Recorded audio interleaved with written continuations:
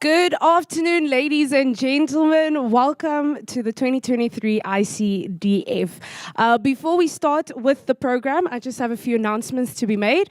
I'm sure you guys can see all of the stalls on my right-hand side, your left-hand side. You're more than welcome to go and buy yourselves a few beverages or food items.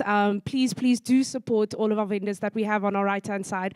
And then in case of an emergency, anything such as fires, there is an assembly point behind this brown tent. We also have ER on set over there. And then the bathrooms, ladies and gentlemen, are inside. And if you are a smoker, there are designated smoking spots. Please make sure to smoke in those areas, and also do not put any of your cigarette buns in the dustbins. All right, so then we're gonna head straight into our discussion for today. So on the panel, I'm just gonna ask that if I say your names, you guys please just stand up so we can have a nice view of who you are. First off, we have Zama Zulu, formerly or newly elected SRC Arts and Culture, and also a third-year psychology student. Next, we have Luvuyo Jacobs. I think you guys can do a little bit better than that. I thought, you were just warming up by Zama, but now I'm seeing you are lacking here with Luvuyo as well.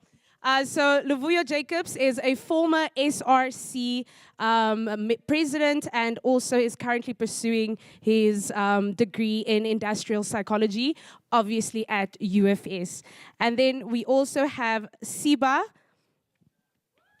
Tokwe. She's a house member of Valval. I'm sure we all know that residents very well. She is currently a second-year LLB extended program student. And then lastly, before we introduce our special guest, we have Pule. Pule is a student assistant at the Center for Teaching and Learning at the University of the Free State, a researcher at EBL Institute of Business and Technology, and he is also a law student. All right, ladies and gentlemen, then I would like us to please welcome, I'm so sorry, I just need to find all of my documents before I introduce our next panelist, Dr. Molapo Kobela. If you can please stand up, Dr. Molapo Kobela. I'm old. All right, I had to find the bio for Dr. Molapo. Do we not have to? All right, ladies and gentlemen, just a brief introduction for Dr. Molapo. He holds his PhD in plant pathology from Kansas State University in the United States of America. All right, this is our panel for today, ladies and gentlemen. I will then give it to them so they can continue the discussion. Is the mic on? Yes, working? No? Good afternoon, colleagues. For those of you who are sitting under the shades, you are lucky. We are burning here in the front, but it's actually quite a delight to be here. We have an opportunity for us to do some reflection on what is it that we are trying to do within our university to inculcate a culture of diversity, but with a specific focus today of an international dimension.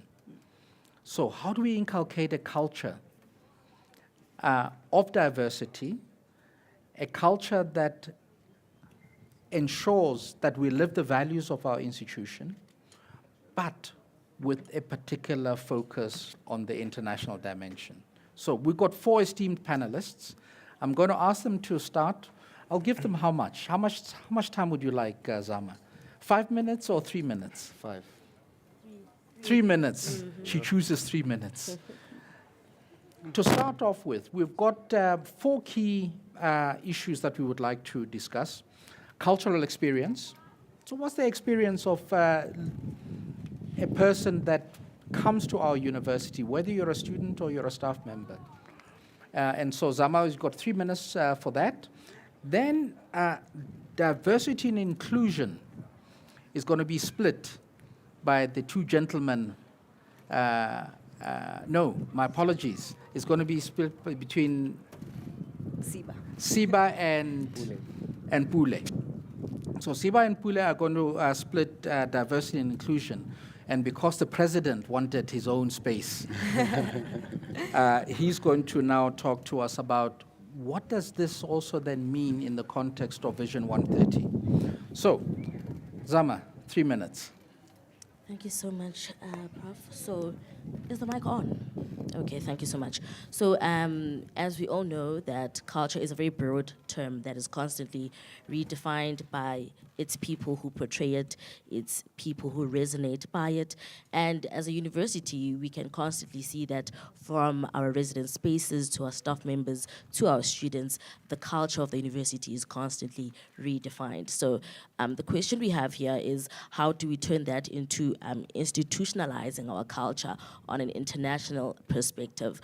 As a student who is of the Zulu culture and who gets to experience other cultures within the university space, one can see that it starts within. So into seeking how we get to institutionalize our culture, it goes back to collaborations which go into understanding that we are in an environment that is teaching and learning, teaching other individuals about our own cultures and being willing to learn about other cultures beyond the University of Free State, beyond Africa, and on a global scale as well. So I think entirely the cultural experience is all about how do we teach other people about our culture, and not only limited by the South African context or the African context, but globally as well.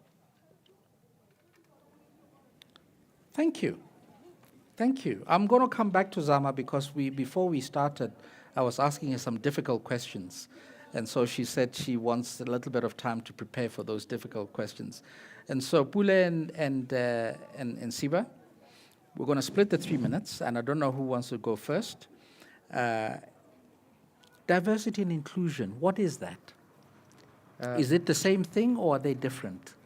Interestingly, in a paper that I wrote recently, there's a misnomer to say that unity and diversity are the same things.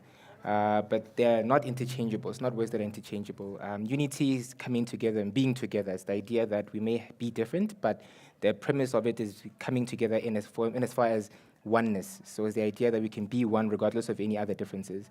Diversity is realizing difference and appreciating that difference. So I think those are two different aspects. And I think in as far as internationalizing intercultural, institutional culture, realizing that we are different and we have different aspects and different aspirations is the key concept for which we can create the unity. So it can give fruition to the unity that we aspire to.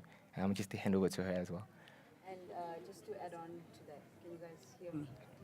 Yes. Just to add on to that, I think there's an important quote that I really like a lot. It's diversity is being invited to the party, but inclusion is being asked to dance at that party. And I think that really does highlight the difference between the two.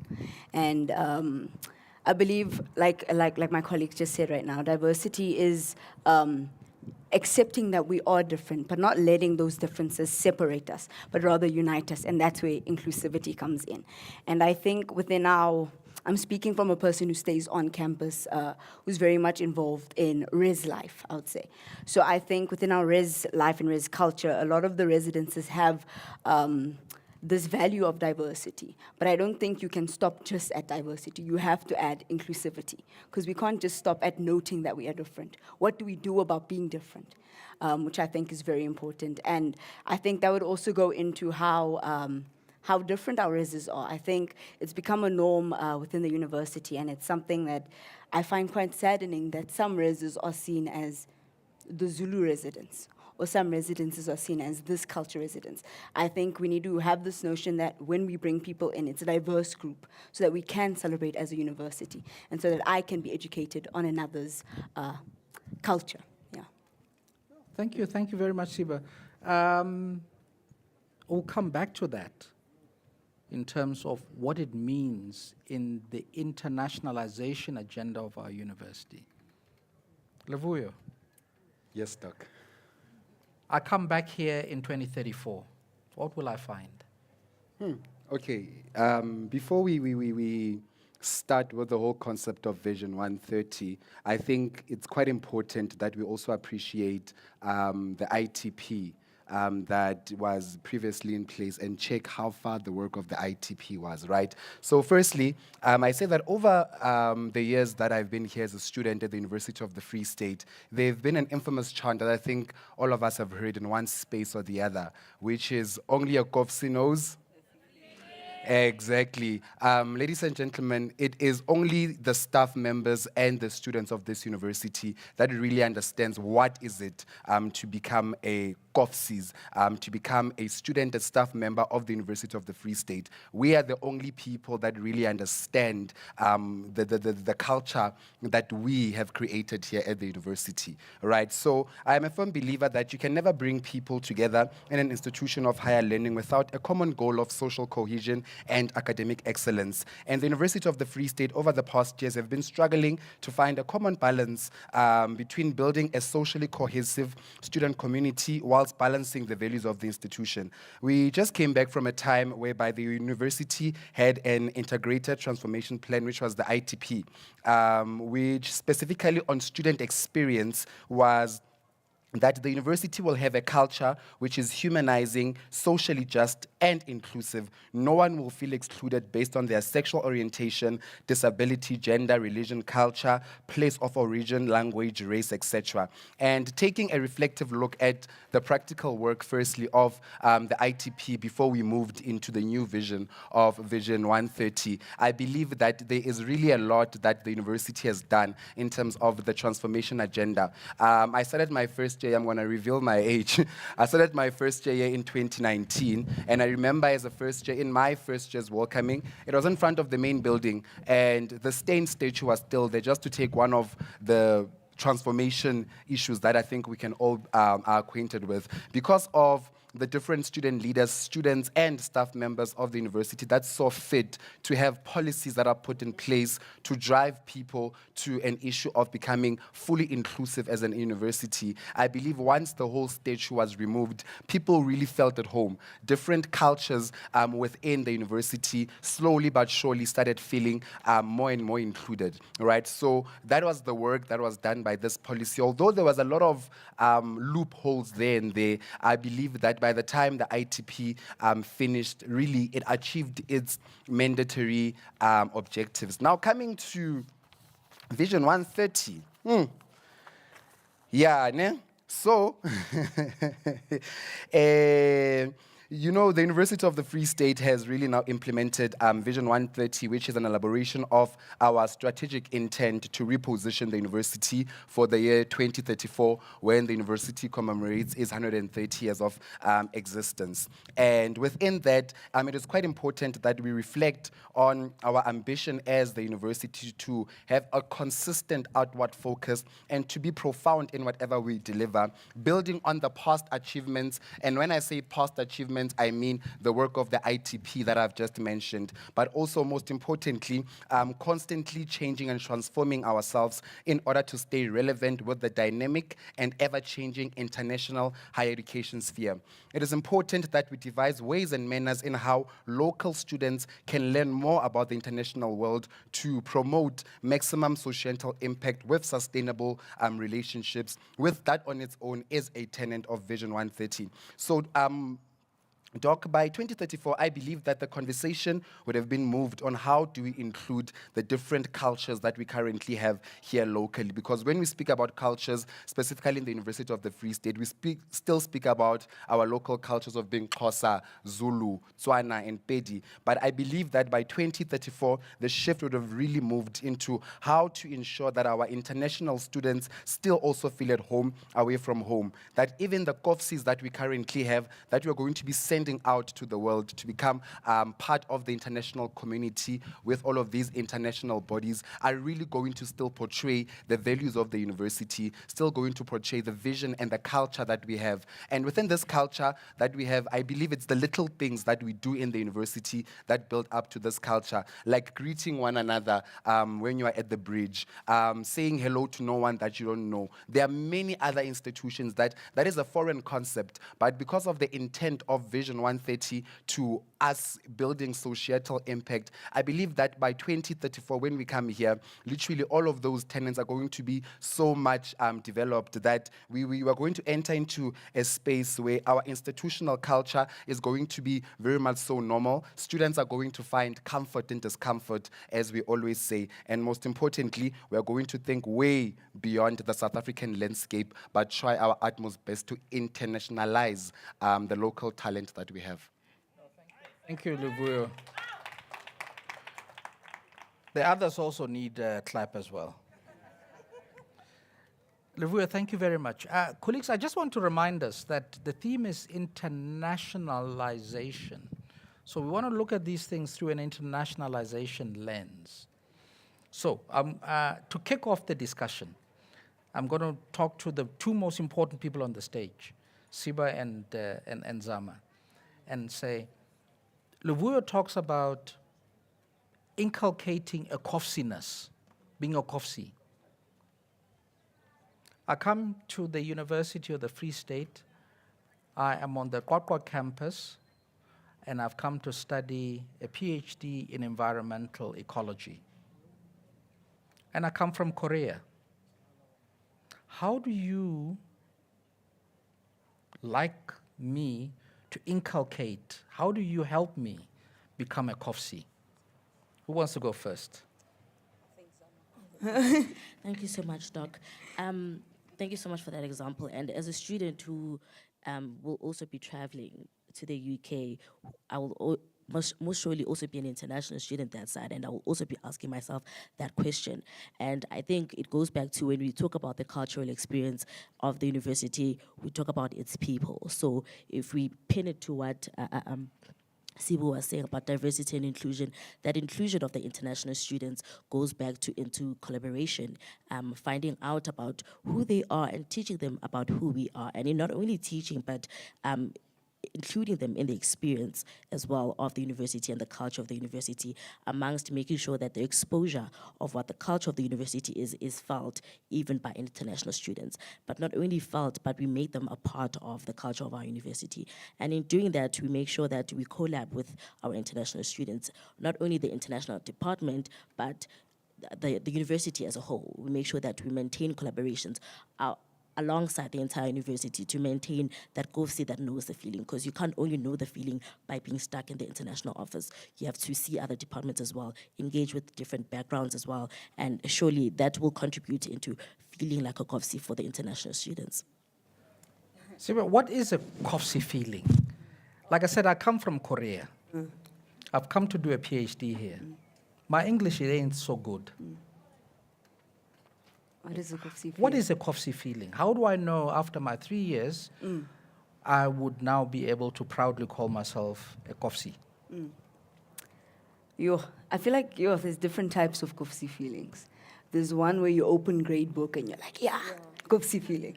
But I think the positive side of being a Kofsi is the beautiful Guijo sessions that we have. I believe this university has one of the best ways of celebrating one another, whether it be a sport game, whether it be celebrating a success of someone.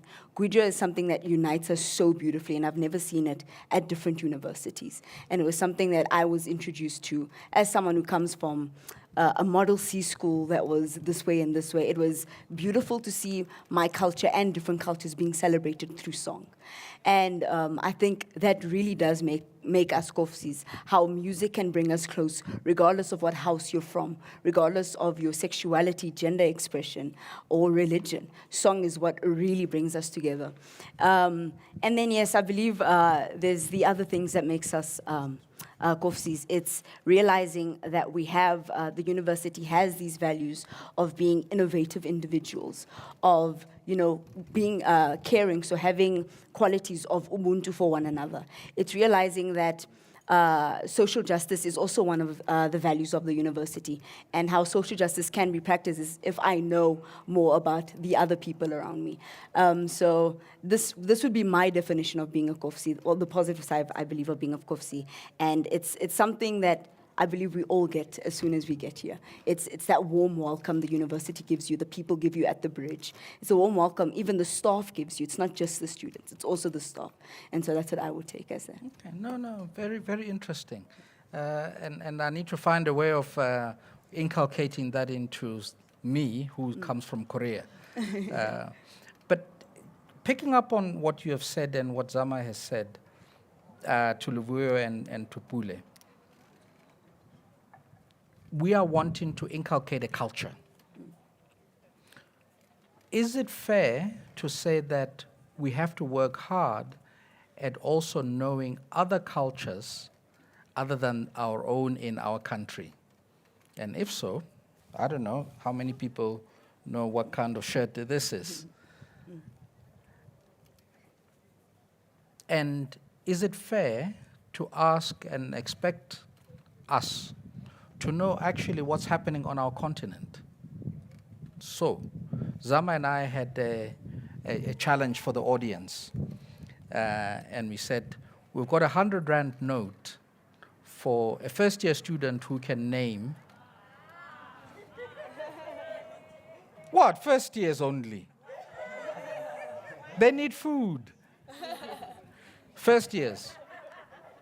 Without doing a Google, who can name another university outside of South Africa but on our continent? So let me ask the two first. Is it fair to ask? And secondly, how do we inculcate the love of our own continent before we start talking about Oxford and Cambridge and Harvard? All right.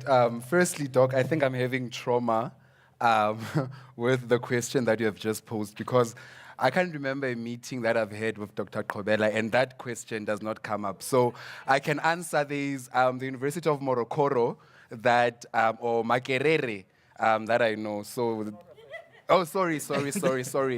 Yeah, but that is a little bit traumatic. But I think it is quite important, ladies and gentlemen, if we really just want to go with this whole idea of internationalization, we don't speak about accepting talent within our university, but also us taking talent outside our university, right? So, and when we're having those exchanges of students, of course, it is already also a cultural exchange.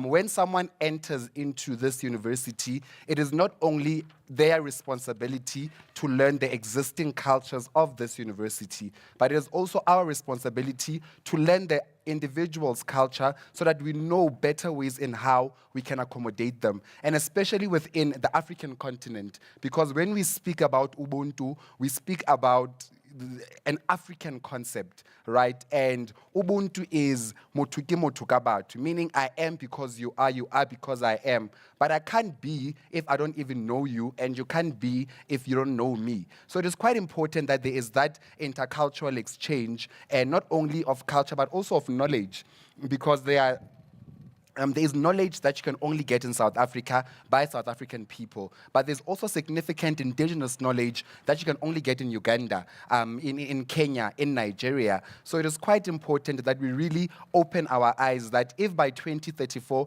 we say that we want to have fully achieved this whole internationalization agenda, that we become open, that even you as a normal Sesotho-speaking student that is studying psychology, you can literally go and learn about someone that speaks Igbo, and you learn the Igbo language, the Nigerian traditions, and so forth, because the vision that we have is that people that are sitting here are not supposed to only be here within the borders of the country. You need to go out. Next time, you will be a lawyer or a psychologist that needs to go and practice in Zimbabwe.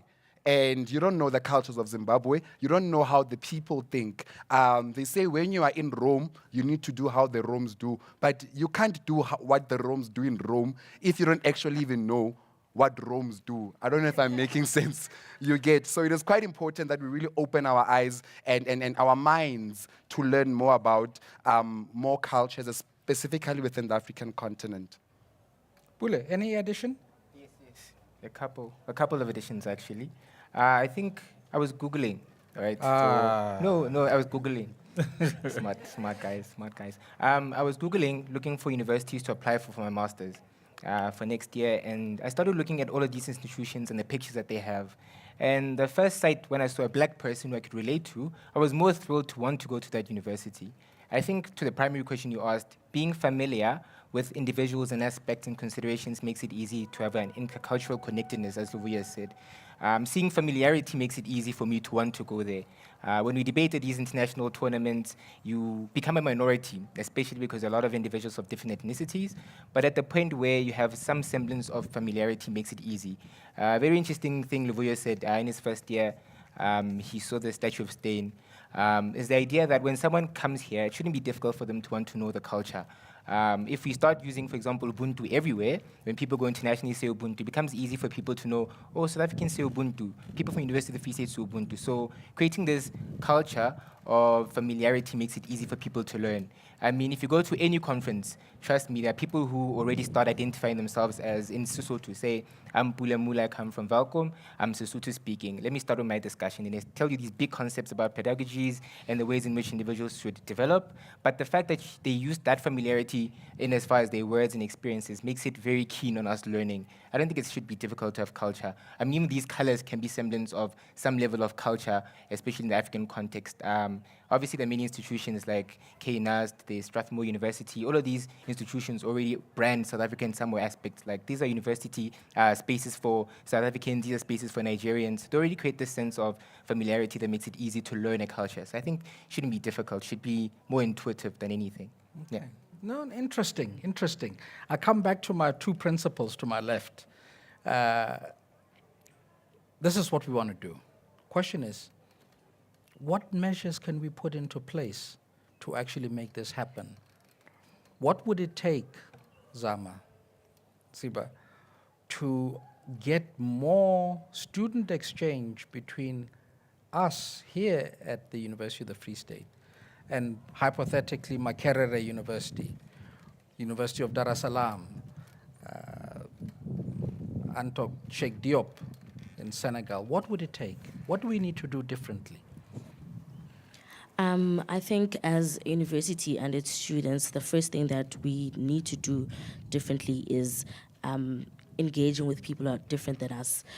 Specifically coming from a resident space, you know, we always do these dialogues about culture, but they're always within our residences. So I think that's one thing we can do is involving other individuals as well to provide input, but also in an African context, looking for opportunities outside of South Africa, outside of the University of Free State. That way we can establish relationships between other countries within the African continent. And I think in that way we can establish growing partnerships and growing relationships in not only cultures but the university as well, which will take us back to how do we internationalize our institutional culture.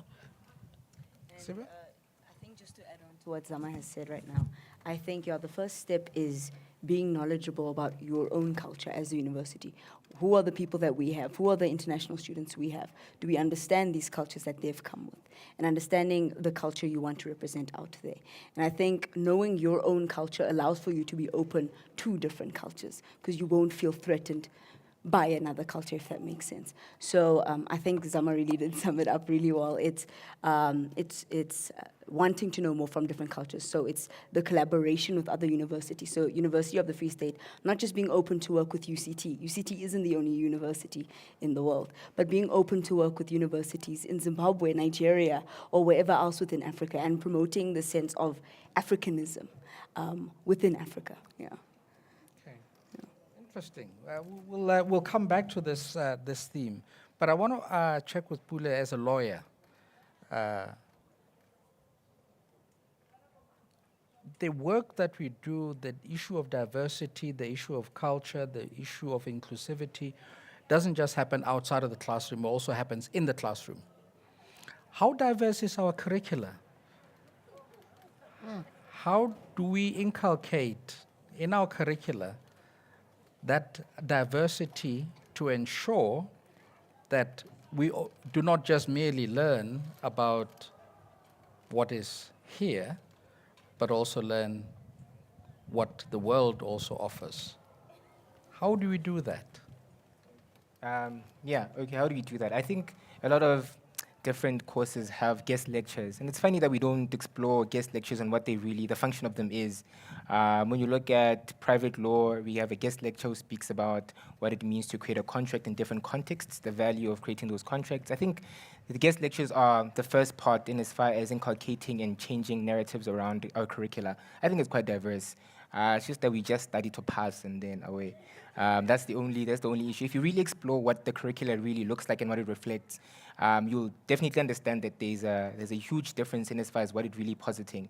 If you really go through publications and journals, you realize that a lot of our lecturers, a lot of our students are actually writing articles about different experiences, different institutions.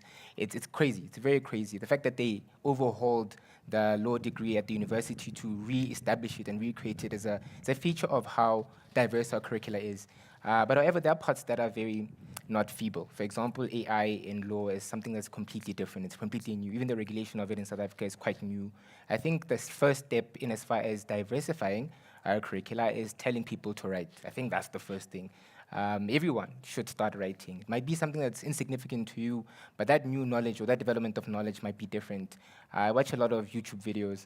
I think we all do, really. There's new technology like deepfakes where people take your face and it looks like someone else completely with your same voice and everything. And the fact that that's new technology that's not even regulated in the country is something we should definitely write about. It might be a blog, it might be a status, it might be a reel. All of these things may be insignificant, but if I take a screenshot, put it on my LinkedIn Learning, everything, trust me, there's a whole way of creating diversification of curricula. I can go the whole day about that, but I think just telling people to write diversifies knowledge. No, thank you very much for that.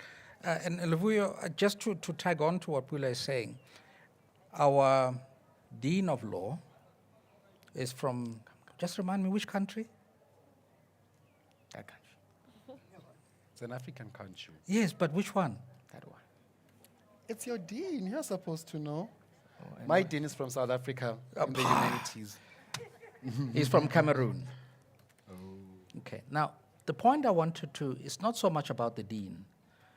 The issue is when we look at issues in the classroom, how can we provide an opportunity for us to be exposed to other ways of learning, other ways of dealing with exactly the same thing? You're doing psychology. Is our approach to teaching psychology the same as in Cameroon? I highly would love to believe no, for the mere fact that this is now the part where I become more of a student leader and say that the decolonization of education within specifically the University of the Free State, I believe that it's still a very staggered journey, in a sense that we are still very modernized and westernized, if I may put it in that manner. You will get that one of the simplest thing that, for me, that creates diversity is getting to write that specific psychology within my own mother tongue, if there is that possibility. Because when we look from 2017, I think even in 2018 it was still a problem that, I don't know if it still happens, there are other faculties whereby you will get a test paper and the test paper is in 2 languages. It starts with Afrikaans and then there's a slash and then the English translation.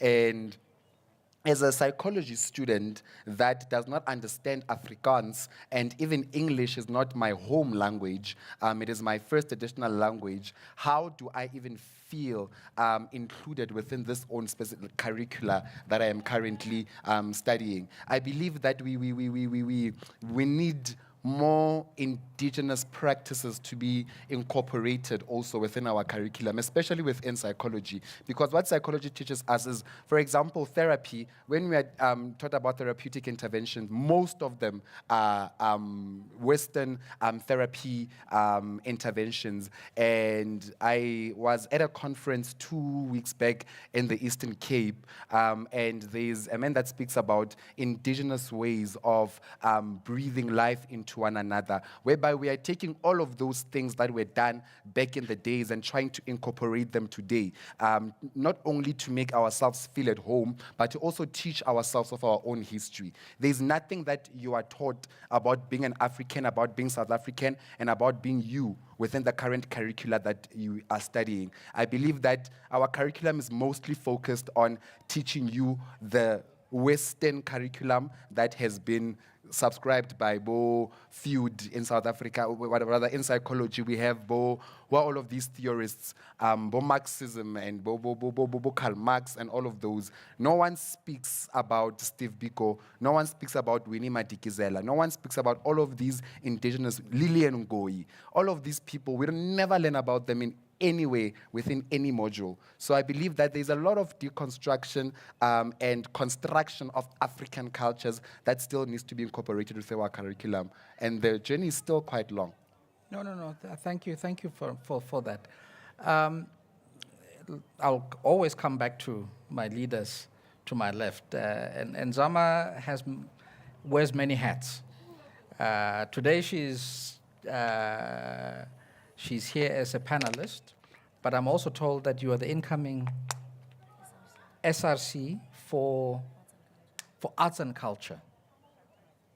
And she's also a musician par excellence.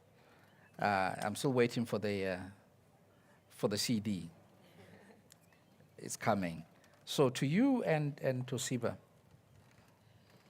arts and culture is one of the strengths of our continent. One of my favorite musicians on our continent is Manu Dibango. I don't know if you know him. Okay. Do you know any African, no, I shouldn't say African, outside of our continent? Artist. Well, of course. Who? A musician artist or Musician or? Okay, so like the famous people, Adele, Rihanna, Beyonce would be. No. I'm talking about our continent. Oh, in our continent. Those are in the diaspora. If I'm being very honest, I know Burna Boy, Nasty C, that type of music. Okay. Yes. You've got Burna Boy from Nigeria. You've got Fela Kuti from Nigeria and so forth. So the point I'm asking, Zama and Siba, how do we use arts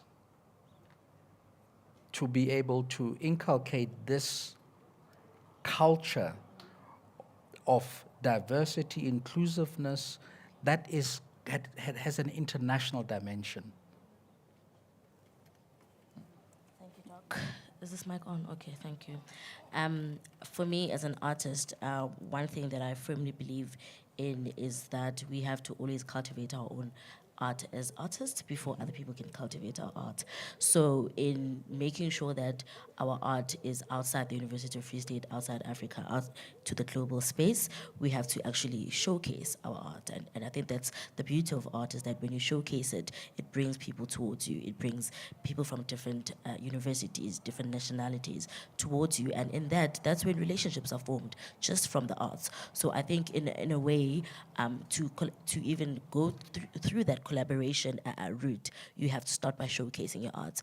And I firmly believe that showcasing your art adds on to the greater perspective of how you are seen as an individual, how we are seen as a university, how South Africa is seen as a country because of its culture, and entirely how you see other people as well because of their cultures as well. Okay. Again, I feel like Zama always answers the question so well. But yeah, again, I feel also art, I think, is one of the most diverse spaces of knowledge within, let's say, the education spectrum. And I think it's just, firstly, within the UFS alone, it's allowing for students not to think that we are limited to Igwijo alone, but it's that if you can come and teach us something, that we are willing to learn this new thing, and that you also need to be willing to teach us. And I think, yeah, it's not limiting what art is meant to be, and it's, again, being open-minded to what art can be. And with what Zama said, again, it's we need to showcase our art. We need to show the world what we can do. And then that also attracts people, brings people in, for people to come and show us what they're made of. And that's how competition starts. International singing competitions would start something like that. And I think, yeah, that's how we allow people to be different, allow people to express their own cultures, but within under one umbrella of art. Yeah. So basically you're saying the arts, whether performing arts, the visual arts, whatever, they're very powerful ways of bringing people together. You don't have to know the language. No, you don't. The music or the picture or the performance can move you without not necessarily knowing what is being said. So again, Levuyo, I ask, how do we harness the power of the arts to create this international flavor that we seek within our society and the university in particular? Yeah, I think, Doc, the work has already started. We know that here at the University of the Free State, there are 2 programs that every single person always get excited, which is Stage Door and Sing Off.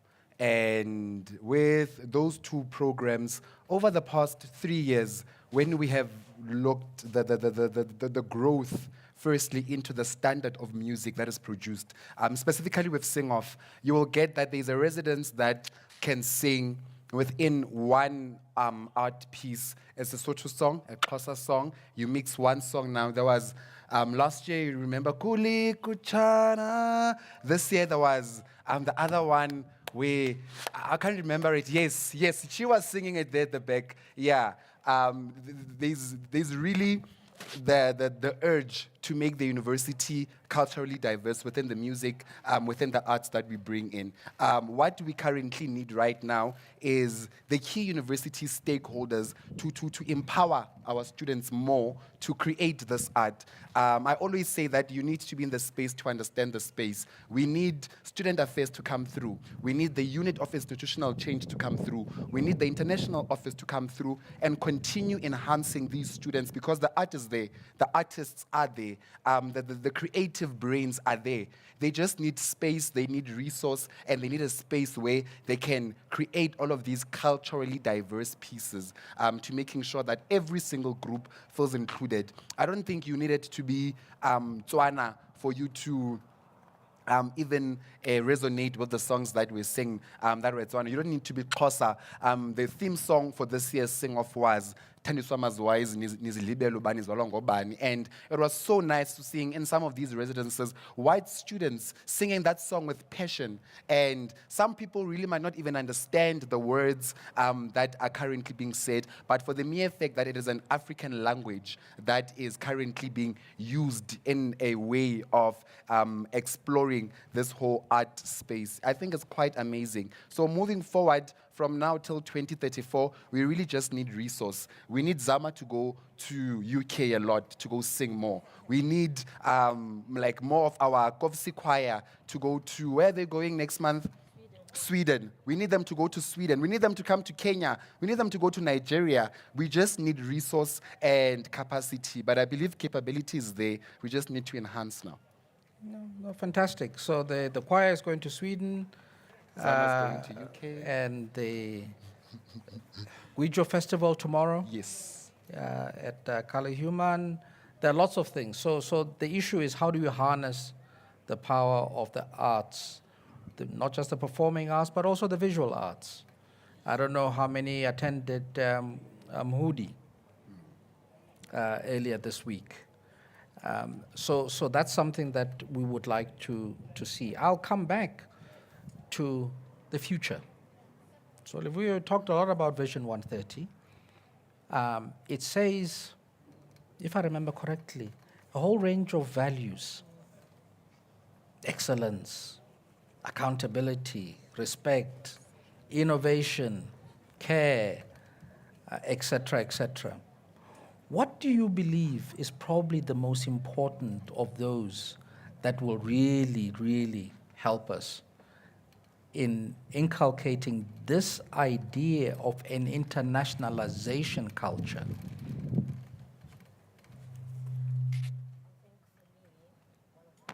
Is it on? Okay. Thank you. I think for me, one of the most, my top two is care and innovation.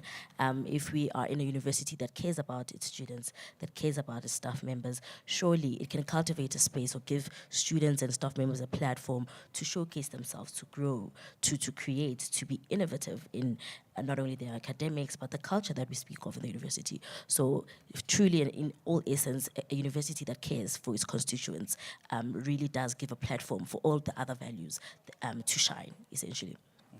Siba, your views? Okay, so for me here, I would say social justice and accountability are my two big ones. Social justice, again, is in order for us, again, to be socially just, we need to understand what is happening around our world. We need to understand what is happening to the person sitting next to me so that I can speak about it so that we can make a difference as a community. And then with accountability, I think, again, accountability is always viewed on the side of accounting for bad actions. But accountability is accounting for any action. So I think it's time for us to account for our good action, to account for how well our arts are doing. Again, like colleague over here said, so for the university to not just let the singing end at SER, but to account for how good the winners are, for all the finalists are, and do something about it, promote them, make them known, because some of those people do want to do music. So I think those would be my two big values within our university values. We've had care, social justice, accountability, and innovation, those four. How do those four help us to become a truly international university? Okay, so I think while the colleagues were speaking, I was thinking about how there's no hierarchy with these values. There's no one more important than the other, I'd like to believe. And I think the summary of all of them is to create a humanizing experience. If someone was to come to a student of the University of the Free State, or come to a staff member, or someone who lives around the area, I mean, I guess the University of the Free State is the university of the province, but I think creating a humanizing experience means that I'll always see you as one from the institution of a humanizing experience, whether it is that I get social justice from you, if I'm getting care, excellence, accountability, all of these things you can derive from a humanizing experience. I think at the point where we, I guess, suggest that we aspire to create a humanizing experience to these different values, then we create a more international university. It's very easy to discern what humanizing experience is. If I care for the next person, if I always say only a Gopsi knows the feeling, I'll definitely know what it means, what is the Gopsi feeling if there's a humanizing experience between me and yourself. It's something you can discern, something you can really take from someone without even them saying anything to you. So I think the summary of those values is create a humanizing experience. Thank you. Okay. There were other values that we didn't mention.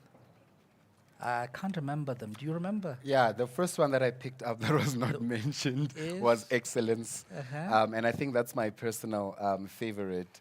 I think the reason why was me understanding the concept behind that, because I was, I think to say the least, fortunate to become part of the Council Summit where the doc presented the Vision 130 when it was still just a brainchild, right? And when we were going through all of the different values, how excellence specifically was explained was not specifically only focusing on academic excellence, right? But within each and every single field, when you are a University of the Free State student on staff, you are supposed to embody these values of being a multifaceted individual, and specifically as a student with graduate attributes that really say that you can come outside a classroom and go to a sporting field and still excel, coming to such spaces where we have robust discussions and conversations, and you still excel. And straight from there on, you go next door here to the Skyna, then you see theater arts, you still excel, right? And I believe that moving forward within the future, Doc, these four, specifically the issue of excellence, that if we really strive to become the best at what we do within all of those specific fields, it gives us a very good competitive advantage to against our peers here in South Africa and within the global South. Because if we are really committed in producing excellent soccer players and excellent rugby players, we get a bigger chance of getting more Siakolisis that come from the University of the Free State. I mean, if we focus on sporting excellence, we don't need only to count the likes of Bo Oxenchair, Wade van Niekerk. We are striving to increase the number within that element. When we speak about the issue of excellence, we don't count Bo Zamazulu, going international to go sing or whatever, but lot of students, when they see themselves being the best amongst equals. And the moment we cultivate that, I believe that the local space is even going to be too small for us. So I strongly believe if we push for excellence within our key strategic areas within the university, in both academic and support divisions, the best is yet to come. The best is yet to come. I'm looking at my boss, who is under the shade, and I want to ask my boss if I'm allowed to ask two individuals who are sitting under the shade there if they have any questions for any of these esteemed guests in the context.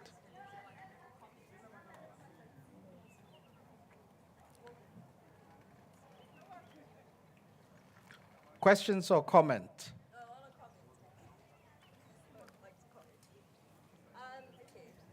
Come. You got 30 seconds. Okay.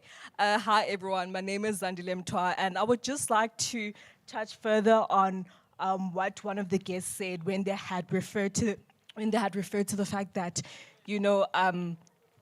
people in authority need to know what actually goes on, around just the institution. And in my opinion, that really is true. And also, I feel like you can't say that you want to be a leader whereas you don't actually know who you're leading. So yeah, I really, really love what was said because I really am very passionate about things like that. Thank you. Another hand. Just hold on. Before you, is there another individual who wishes to challenge? We need them here so that they can be photographed. Come on. Come down, come down, come down. We need to put you on TikTok. No, I'm joking. Come.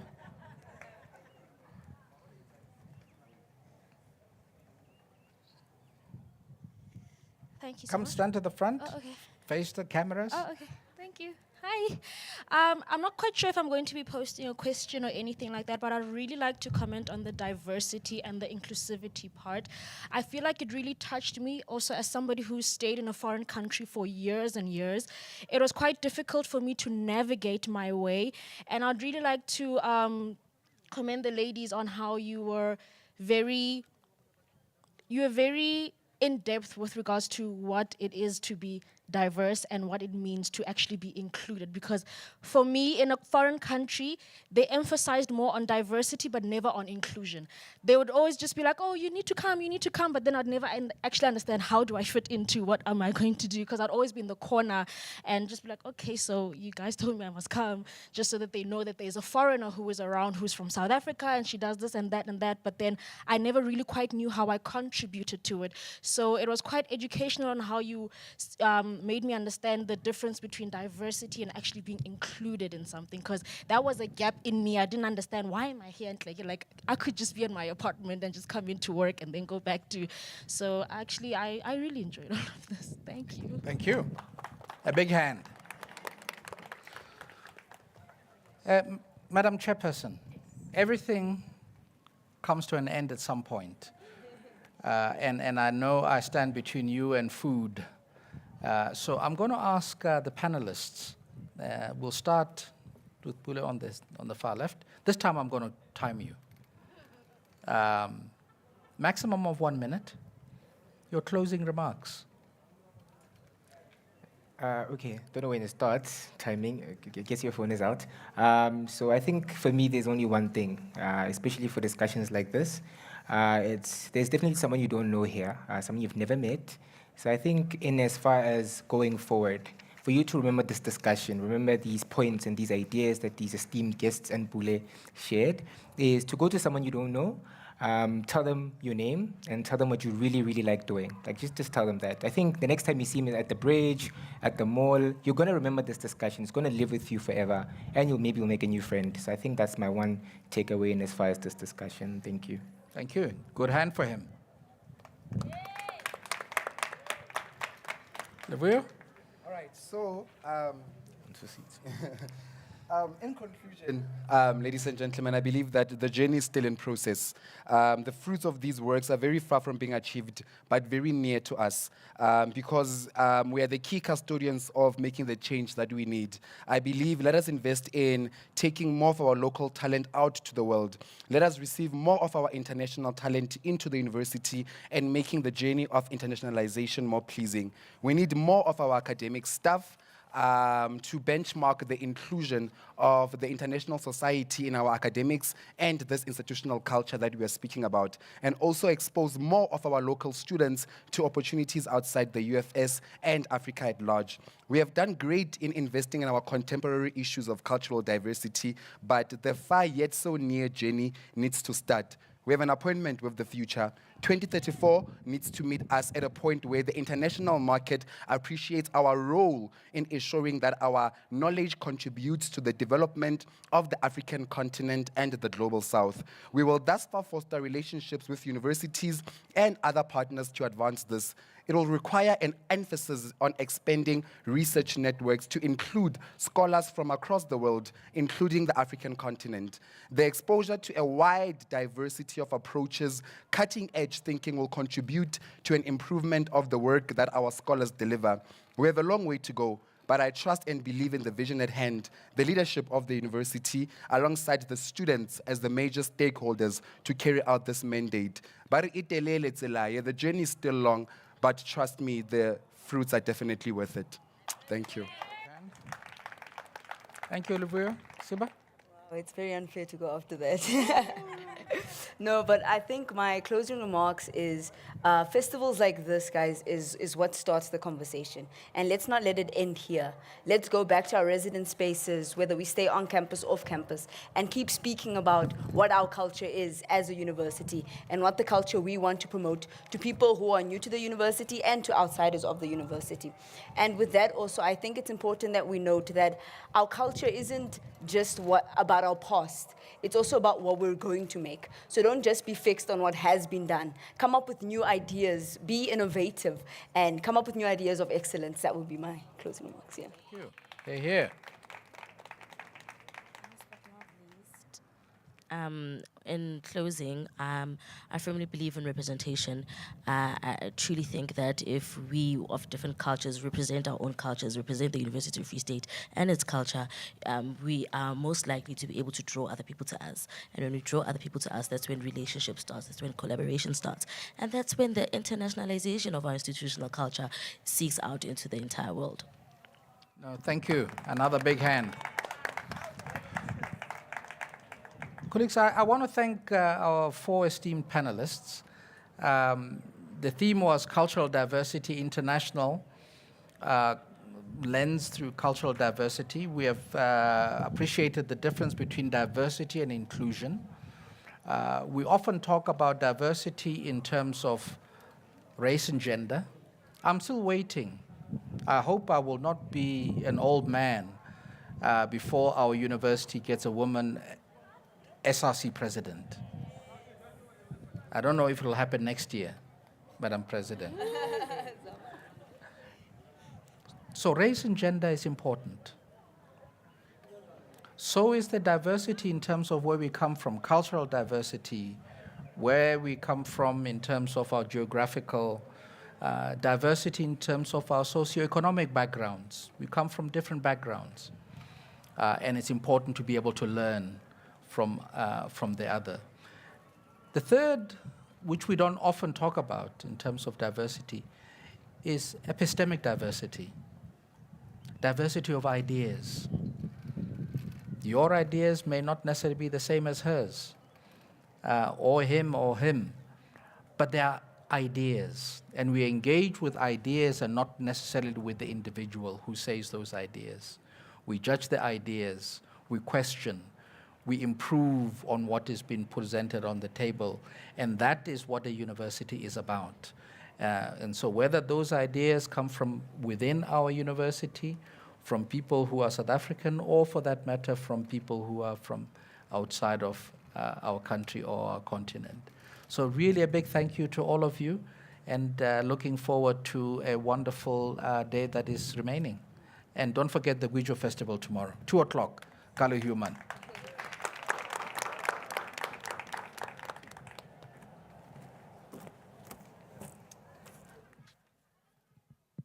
Thank you so much to our 4 panelists, and then a special thank you to Dr. Kobela for being here today. I don't know about you guys, but for me there was something very soothing about your voice and being able to listen to you, and seeing you interact with the students are really, really amazing. Something that stuck with me that Luvuyo said was, we need to be, I might be quoting you wrong over here, we need to be in these spaces to understand the spaces, and I think that's something that we all can take with ourselves today. And with that as well, invite your friends. Tell them to come here today. Tell them to have this experience with us, so that we can all experience cultural diversity within the University of the Free State and make the Kofsi feeling an actual feeling for every single person that attends this university. All right. Thank you so much to our panelists. This was an amazing discussion. And I hope to see Zama. Luvuyo mentioned that quite a lot. I hope to see you on massive stages in the future, Zama. Thank you so much, ladies and gentlemen. President, next year.